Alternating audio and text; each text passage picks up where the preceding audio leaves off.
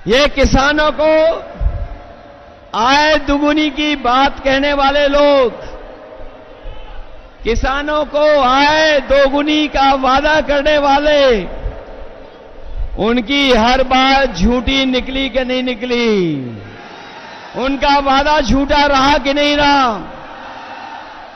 और न केवल इन्होंने किसानों को धोखा दिया, बल्कि यहां एक एक नौजवान जानता होगा कि अगर वो तैयारी करके परीक्षा लिखने गया, उन परीक्षाओं के पेपर लीक करा दिए, पेपर रद्द कर दिया। और याद रखना नौजवानों, इन्होंने जानबूझ करके पेपर लीक कराए हैं, और इसलिए कराए क्योंकि नौजवानों को इन्हें नौकरी न देनी पड़ जाए। हर परीक्षा का पेपर लीक हुआ, और एक परीक्षा का नहीं, 10 से ज्यादा परीक्षाओं के पेपर लीक करा दिए। न केवल हमारे नौजवानों की नौकरी छीनी है, बल्कि 10 साल में हमारे नौजवानों का 1/3 जीवन इन्होंने बर्बाद किया है। बताओ, 1/3 जीवन बर्बाद हुआ कि नहीं हुआ? इसलिए इस चुनाव में सावधान हो कि नहीं हो आप लोग।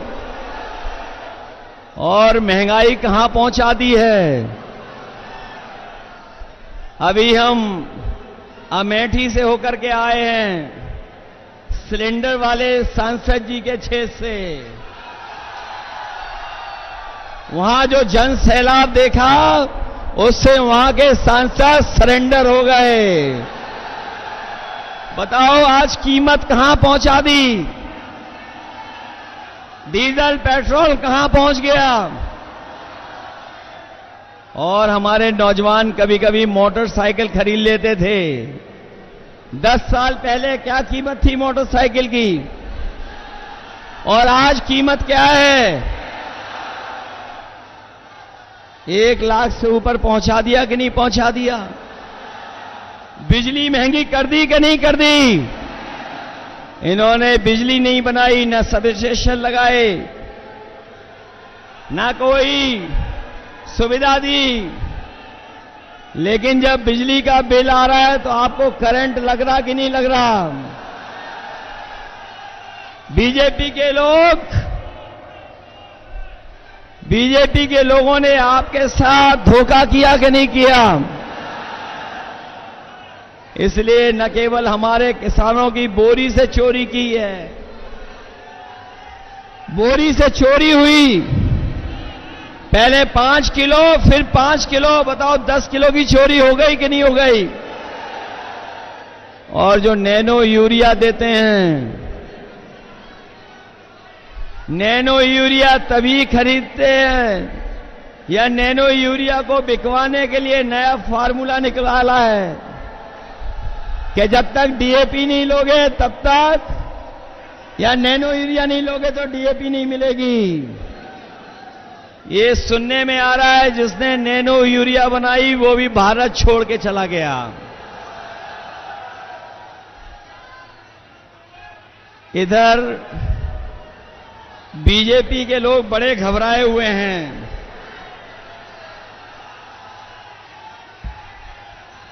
ये बीजेपी के लोग बड़े घबराए हुए हैं, और दिल्ली वालों ने जब से सुना है कि इंडिया गठबंधन गरीबों के लिए फैसले ले रहा है, ये दिल्ली वालों ने जब से सुना है,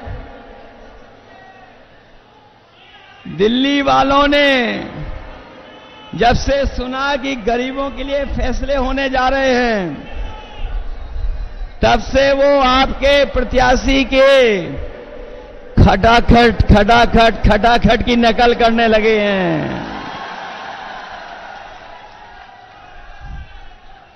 वो कह रहे हैं कि हम लोग विदेश चले जाएंगे, लेकिन हमारे देश की जनता जागरूक है।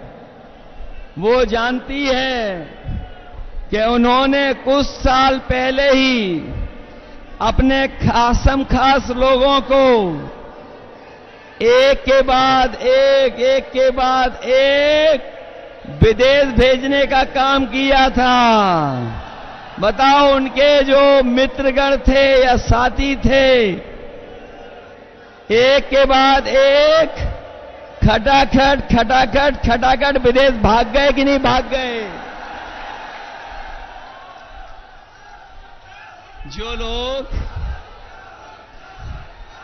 जो लोग देश को सपना दिखा रहे थे बड़ा बनाने का,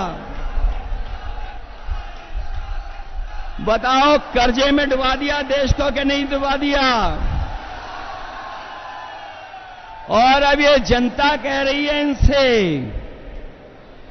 अब जनता इनसे कह रही है कि अब आपको हटा देंगे, फटाफट फटाफट फटाफट। बताओ, इन्हें हटा दोगे कि नहीं हटा दोगे?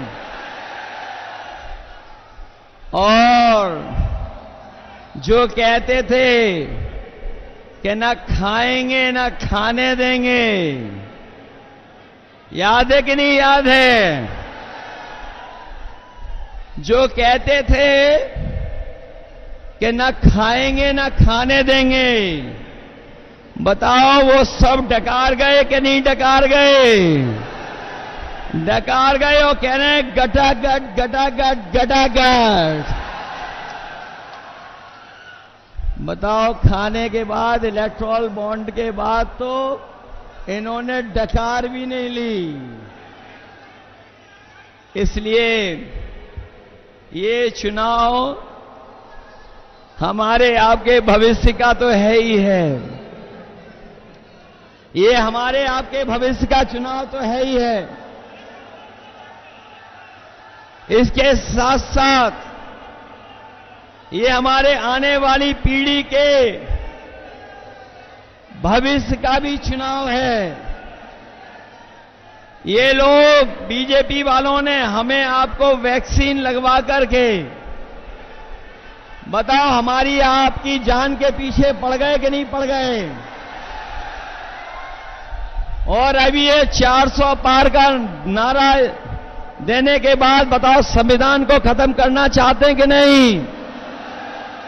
बताओ, संविधान बचाओगे कि नहीं बचाओगे? ये लोग जो 400 पार का नारा दे रहे थे, ये 400 पार का नारा भूल गए हैं। और आप देख लेना, जैसे जनता का गुस्सा बढ़ता जा रहा है, हर चरण में जनता का गुस्सा इनके खिलाफ बढ़ता चला जा रहा है। 7वें चरण में जनता का गुस्सा 7वें आसमान पे होगा।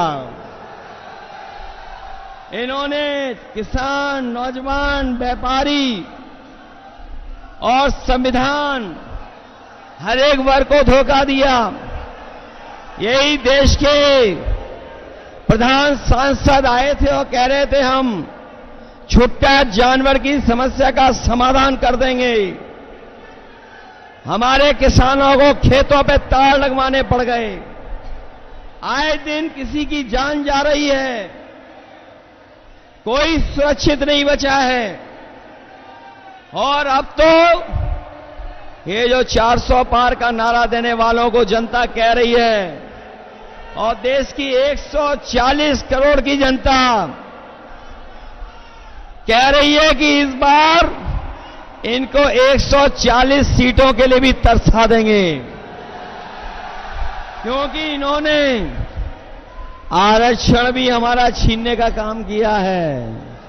ये हमारे 69,000 वाले शिक्षक भर्ती, ये जानते होंगे, शिक्षा मित्र वाले जानते होंगे,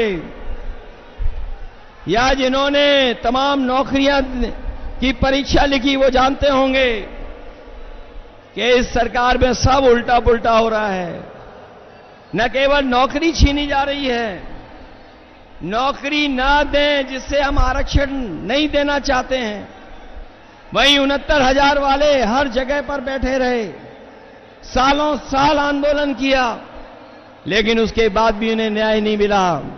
हम अपने किसान, नौजवान और आम लोग कह के जा रहे हैं ये इंडिया गठबंधन और समाजवादी लोग आने वाले समय में 4 जून के बाद जब बदलाव होगा तो आपकी हर समस्या का समाधान हम लोग करने का काम करेंगे। इसलिए आप सबसे मैं अपील करने आया हूं, आप सबसे मैं अपील करने आया हूं, ये चुनाव रायबरेली का पूरा देश देख रहा है, पूरे देश की निगाहें लगी हुई हैं और विशेष हम अपने समाजवादी साथियों से कहेंगे जो यहां पर हैं सभा में और जो हमारे मंच पे भी साथी बैठे हैं कि सब लोग मिलकर के कांग्रेस पार्टी के प्रत्याशी राहुल गांधी जी को ऐतिहासिक वोटों से जिता देना। और जब देश की बड़ी जीतों की गिनती हो, जब देश के बड़ी जीतों की गिनती हो तो उस गिनती में भी समाजवादियों और रायबरेली को शामिल कर देना। बताओ कितने वोट से जिताने जा रहे हो? उसके लिए घबराओगे तो नहीं आप लोग? सुना है बीजेपी का जो प्रत्याशी है वो भू माफिया है।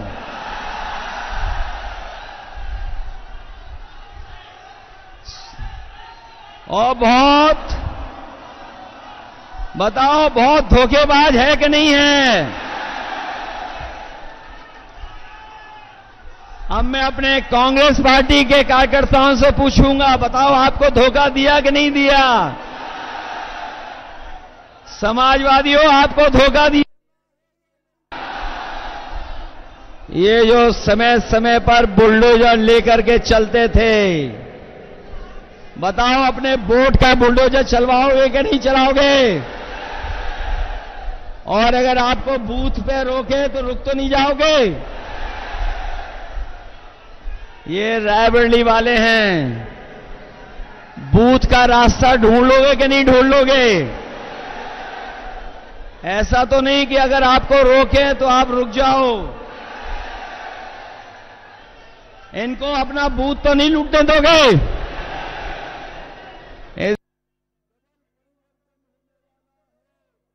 इसलिए हराओ ऐसे भूमाफिया को और धोखेबाज को।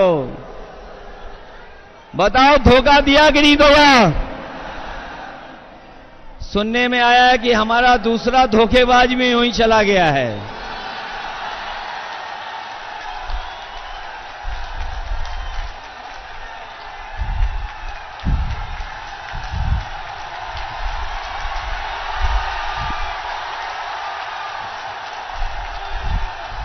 और ये जो अभी अभी गया है धोखेबाज,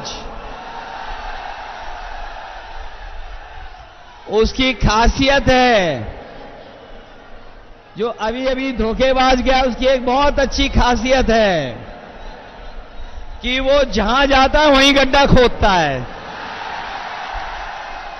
इसलिए सावधान हो कि नहीं हो?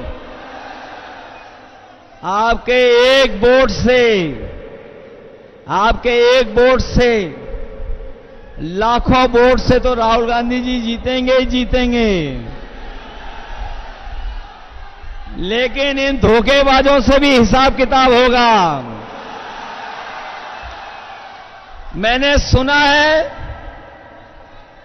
कि कोई धोखेबाज जो समाजवादियों को धोखा देकर के अपने घर पर 2 नंबर वाले नेता को बुलाया था। कौन से नंबर वाले नेता को? अरे भाई मैं नहीं बोल सकता 2 नंबरी नेता।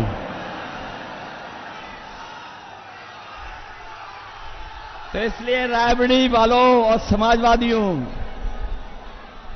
ये आपकी भी परीक्षा है कि अगर कांग्रेस पार्टी आगे बढ़ रही है तो 5 लाख से ज्यादा वोट जिताने का काम करना। इसलिए जिताना, यही निवेदन, यही अपील करने आया हूं। मैं बहुत बहुत बधाई देता हूं अपने कार्यकर्ता नेताओं का, जिन्होंने ऐतिहासिक कार्यक्रम किया है। वहीं हमारी पार्टी के जितने भी नेता बैठे हैं, विधायक, पदाधिकारी, सांसद और जो संगठन के लोग हैं, मैं उनका भी धन्यवाद देता हूं। मुझे उम्मीद है, भरोसा है कि जिस दिन वोट आप डालेंगे, एक एक वोट कांग्रेस पार्टी के पक्ष में डाल करके इतिहास बनाने का काम करना। आप सबको बहुत बहुत धन्यवाद और बहुत बहुत बधाई देता हूं। मैं इस देश के अंदर